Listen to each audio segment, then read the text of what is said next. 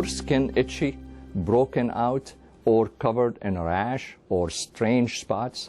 Skin inflammation, changes in texture or color, and spots may result from infection, a chronic skin condition, or contact with an allergen or irritant.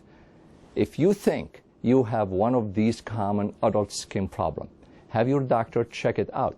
Most are minor. And today, we're going to talk about this subject: skin disease, skin problem, inflammation, acne, eczema. And we want you to understand those medical problems from the expert, Dr. Munir Boutros. Good evening. It's my pleasure to welcome Dr. Munir Boutros, a well-known dermatologist in Northwest Ohio, who is also board certified in psychiatry. I welcome him to discuss some of the dermatology subject, which is all of us we face on daily basis, from ourselves to our kids, to our parents, to our sisters. So the bottom line, it's a very common subject and we should discuss it. And as usual, time waits for no one is there to help you. Thank you, Munir, for being here. Dr. Kabour, it's my pleasure and my honor to be here with you in this very informative and nice program. Thank you so much. So the first question I have, the most common things we have it ourselves, our kids, is rash. Mm-hmm. So what's rash? How we can consider it something we need to discuss it with the dermatologist or with the family doctor or not? How serious is that issue? You know, rash as a word is very broad and very generic term. And when we hear that a patient has a rash, typically we are talking about potentially red skin, itchy skin, flaky skin, swollen skin. Maybe those are the four major components that I could think of when I hear a rash in the office. As doctors and professionals, and especially in dermatology, we think of rash as potentially either inflammation or infection. I know there's a fine line between the two. Inflammation is the most common because this is redness, itching of the skin, reactions to things. And then there's a fine line because infection is when the bug starts getting into the skin. Mm-hmm. And that's kind of interesting because in inflammation, you have your own immune system is on overdrive. It's hyperactive. Something triggered that immune system to go and inflame your own skin. So it could make it red, it could react to that, and then the infection sometimes could be a secondary event and it becomes like a vicious cycle. Mm-hmm. We have those bugs sitting on the top of our skin as neighborly neighbors. All of a sudden they start breaking down and we don't have the barrier to stop them. They start getting infected. So those are the two main distinctions of rashes when we talk about it. So that brings us to the eczema. Mm-hmm. That's the first subject we want to talk about. Right. So what's eczema? Yeah, eczema is, again, just like rash, it's almost like a generic, broad concept or understanding of inflammation of the skin. Is the most common cause for eczema or that type of rash? Right. So if we talk about different kinds, when you talk about atopic dermatitis, that's an allergic background, meaning that you have the potential in your genetics to be allergic in three major, I tell my patients, how do allergens enter our system? I look at my face, I say nose, skin, and GI. They could land on your skin, they can be inhaled, they could be ingested simply. So if you have chronic conditions of eczema that starts in babies and then it progresses as you go, some of them become permanent, some of them clear, and some of them turn into something else like, asthma or some allergies. So it depends on the cause. If it's a chronic, it could be genetic and you have to monitor it and control it over the years. Now, if you talk about eczema that starts in adulthood, you can talk about in our seniors, God bless them, they get the dry, sensitive skin and the thin skin, so they start having the typical dryness in the winter and the eczema that sometimes we call nummular eczema, sometimes istiotic eczema. It's severe condition of dryness that gets worse in adulthood. And in between the two extremes or two ends of the spectrum, we talk about contact dermatitis. Now, contact dermatitis is reaction to a known allergen. Sometimes it's unknown too because we can spend the whole day talking about it and we cannot find the reason. So obviously, those are the three major components of the dermatitis. Great. I hope that will emphasize to our viewers how important to discuss all of your problem with your family doctor. Remember that your family doctor, I always call them the captain, who can determine basically the immediate problem and make a decision how easy to treat, and then send those patients who require more expertise probably to the specialist who can do somehow more advanced job and related to that treatment. That will bring us to the second subject, which is really, I'm going to move to the subject which is, I call it the nightmare of teenagers, which is acne. I guess many people experience acne, including myself. I experienced it when I was young. I wish I knew enough about acne as much as I know right now. Probably I read preparing for Dr. Boutros' interview more than what I thought. So what's acne, Dr. Boutros? Acne is the dilemma of the new world, and I agree completely with Dr. Kabour. Unfortunately, it's even hard for me sometimes when I'm in the cashier line in Kroger's or somewhere, when I see, my heart goes out when I see some teenagers who have lots of redness and swelling and scarring that has not been maybe addressed in the right way. What's scary about acne, first of all, the numbers are really adding up, especially recently. They're talking about maybe at least 85 to 90% of our teenagers will have some degree of acne. This is good and bad because sometimes parents or teachers or other doctors, with all my due respect, family physicians might say, oh, this is a natural, it's part of your normal, adolescent stage of life. So that could be completely either ignored or shoved under the rug. The other concern about it, people only address acne when it becomes very red, very swollen, very nodular, meaning deep lesions and scarring. And for us, the whole thing starts from and that's what I want to explain about acne, is it starts from a plugged up pore, what we call whitehead. Most people do not realize that our body is covered with thousands of hair follicles. But the follicle has a problem because if it starts closing, then you have the dead skin inside, and then the oil that is supposed to lubricate our follicle gets added to the mess, and we got a cemented whitehead. So if there's any way for the people who are at high risk, the people who know that their mom and dad, they had that acne, how can they prevent themselves from going into that advanced stage of acne? If you're programmed to have acne, it's kind of interesting. I started my career with internal medicine and then psych and then derm, and it applies the same concept of nature and nurture. It's almost like we're programmed genetically to have what we have, chronic conditions, of course. I'm talking about not about acute illnesses. But I say you're destined to have acne. And sometimes, when I see a lot of redness in the face of a teenager, I say it looks like you might have rosacea too as an adult. So gear up for treating acne now and maintain. So we're advocating now to early recognition, control of symptoms, and then prevention for the future. What's nice about it, Dr. Kabour, in dermatology, I tell my patients, don't you like to wake up in the morning, wash your face? Of course. Before you go to bed, don't you like to wash your face and put a little moisturizer or something? But we have products now, especially when it comes to treatment of acne. You're talking about retin A products. Retin A has been the gold standard in acne, just like steroids and eczema for 50 years. Retin A is the main product. When we say retin A, now we call them retinoids products, anything that is related to retin A. Sure. Because we have receptors established scientifically on the epidermis. So I tell my patients and mom and stuff, instead of using your moisturizer or cleanser, here you have a nice retinoid product, either a script or they can get some over the counter, which is milder form, of course, and they can use it starting the minute you start having a whitehead. Sure. If you have a whitehead or two, why not starting from 9 or 10-year-old with a mild retin A and a wash?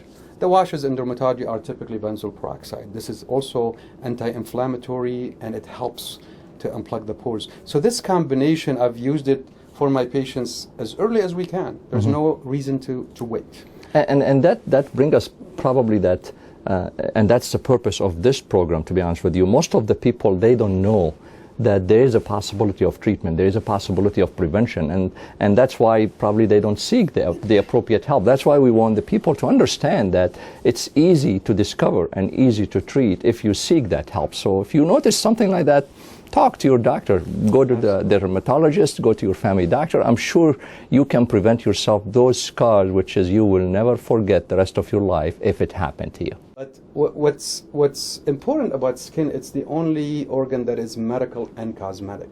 So it has a lot of psychological impact on the person, and and development. So that's why my nickname was Psychoderm, and it's fitting because people are surprised the big jump between psychiatry and dermatology. It has a lot of overlap. But if we can always think of the fact that you're treating a condition, acne, that could make you susceptible. Severe cases of acne, especially if you look at some of the pictures and there's some fancy names like acne globata, acne this, acne that, you see some serious scarring. But even more important than that, when you have an open boil that keeps getting infected and over again, and you can to some extent prevent it and control it, so you're treating medical, but you're also obviously improving the looks of the skin, the healthy skin. And of course, baby boomers and all of us now in our society is trying to maximize our cosmetic benefits. So I always tell my patients, before we start thinking about cosmetics, let's maximize the medical benefit of any condition, especially acne. But acne is not only limited to teenager, right? I mean, it could extend for many years in their life. So it's no specific age like at 20 or 30, that's it, you're done. It could extend a longer time. It doesn't mean also that if you get it at age 40, that you're still 14 years old, I mean, or young, right? Oh my gosh, I mean, you know, rosacea is actually the adult inflammatory acne that is much more common in ladies because of the hormonal component. And sometimes some ladies might ask, like, when do you think I'm gonna be done? I say your career of rosacea might never end, but it could end when the hormones, you know, burn out or something. But even that, we've had cases of 85-year-olds with acne, bad rosacea, especially with a swollen nose, with pimples, with pustules, we call them. And some of them gets to a point when the nose becomes so thick, they have to have cosmetic surgery with shaving down some of the fibrous tissue that is causing it. Right. That's great, actually. I hope this discussion shed the light on this very common problem. We see it in our teenagers and our young kids, and how to prevent it, how to treat it. So the bottom line, it's not hopeless the way some people think. It's treatable, and we should seek the right help at the right time. And that brings us to a completely the opposite subject, a subject which is painful to talk about sometimes. It's cancer in general, but skin cancer also is the most common type of cancer in the United States. And according to the American Dermatology, American Academy of Dermatology, 1 million people are diagnosed with skin cancer annually, and 1 in 5 Americans will develop skin cancer in their lifetime. So what is skin cancer, Dr. Boutros? Dr. Kabour, skin cancer is our passion because we are very concerned about the rates of cancer. And to add to the information that you mentioned, which is very true, melanoma specifically is the #1 cause of death in younger folks, which is scary because I can tell you we try to maintain the numbers of melanoma to report to the state of Ohio. We have melanoma, we have non-melanoma cancers. When you hear about somebody having a lot of cancerous and precancerous lesions on their face, on their neck, and chronic sun damage, those are the slow-growing cancers. You hear about basal and squamous cell, and I told Dr. Kabour I like some logos and things that I tell my patients. We say pink and black we do not like. The brown color is the friendly color. So sometimes we say our brown dermatologist is friendly too, but the brown color is your brownies. So a lot of times before I even start evaluating the skin for potential cancer, I point out to my patients scaly pink, shiny pink, and black flat. The reason I say that, that could help them to eliminate a lot of other spots they're concerned about. So they should look into the color of the skin lesion if they have anyone, or ask somebody else to look at it. And if they have one of those two colors, pink and black, probably we should address it very aggressively. Yeah. So the skin cancer is, how does it start? I mean, what are the most common factors or reasons to trigger skin cancer? Yeah. I'm going to go back to my previous thing about nature and nurture. Okay. I'm a firm believer because, when we're seeing some melanomas in areas that have never seen the sun, on double-covered areas, on the bottom of the feet, on areas that you would think we're just amazed at how somebody is had so much sun damage on the face, and the skin cancer is behind the ear in the crease where the sun cannot shine, or inside the ear canal, or sometimes it's on the bottom of the feet between the toes. So there's definitely one factor that is genetic, like we said, and 2 is sun, which is one of the most preventable condition. And 3, we don't know. So I'm sure just like any other medical issues, there are factors we don't know about. And the bioengineering and all the studies that are being done is to manipulate or to see if we can prevent those cancerous cells from forming. The reason that we get skin cancer, obviously, is some of the cancers, like the most common ones, what we call the pink, or the scaly pink, those are the cancers that develop typically in middle age. Precancerous and cancerous lesions that form from the basal and squamous layers of the skin, those are the layers that we slough off, that we talked about earlier. Those are slow growing. They're not life threat. But they become deep, they become ulcerated, open, infected, and then they become real big that you end up with bigger surgeries, especially when they're destructive on the nose, on the lip, on the ear, the areas that are tight. So those form in the middle age population because they started to have some sun, even though, like I said, so basal or squamous cell, it's almost, I wouldn't say unheard of, but you have very few cases in teenage or in kids. While melanoma, we've seen it in kids and teenage. So yeah, basal and squamous is a combination of nature and sun. Melanoma, what's serious about it when they call it the silent killer is the fact that it doesn't have any symptoms on the skin. And I sometimes joke with my patients, but it's not a joke. I say, if you start having symptoms with your melanoma, it's way too late. It's went into the body. So when we do skin screen, we're trying to find any discoloration. That's why I say color and color and color before anything else. But I tell my patients, the typical complaint is the size and the symptoms. What's enough is enough of the sun exposure. I mean, like, you want to go have a vacation for the whole week, you want to spend the whole day on the beach and get exposed to sun. If there's any limit, if there's any specific number which is the people can understand and try to use in general, or not? You know, Dr. Kabour, we get asked this question about 5 times a day. So there's no That's answer. why we are asking There's you. no answer for that. But what I'm going to say is the less the better. The problem is, like, because we have multiple factors, just like any other medical branch or a branch of medicine, the less the better. What's interesting, like when we find a melanoma, even on a younger person, the deadliest combination is the number of moles and the tanning or the sun exposure. So unfortunately, somebody might get 1 or 2 sunburns and they have a lot of moles, they have the genes for melanoma, and they might end up with melanoma. Sure. Somebody else might go to tanning beds 4 times a week. I tell them, you might never get a skin cancer. You might thin out your skin, it might age and look awful at 40 instead of 70 or 80, but you might not get a skin cancer. So that's why it's always about balance between nature and nurture. So when patients ask me, is it okay if I tan a couple times before I go to Mexico, or it's not okay. No dermatologist is going to tell you it's okay. The less, the better. So do we understand from that basically that the people who are in Florida and California and Arizona, because of the sun exposure, or they have sun around the year almost, they have a higher rate of skin cancer? You know, what's interesting to me is University of Michigan is one of the biggest melanoma clinics in the country that competes with Australian clinics on an international level, and they're up north in the cold with its pleasant, cold, frigid temperatures. So the distribution is moving back and forth, but if you want to look at it on an international level, Australia has the highest risk of melanoma because they have the right skin, the typical Northern European descent with the strongest sun. So they do have the highest melanoma numbers in the world and the most advanced melanoma clinics. Which is bring us basically, you said that the squamous cell and basal cell carcinoma are the slowest growth cancer, and the people should not be too scared, let's put it this way, when they are diagnosed for that. They should get the treatment. Absolutely. But they should not be too scared, like, oh, I'm going to die. It's not like lung cancer or brain cancer or anything like that, right?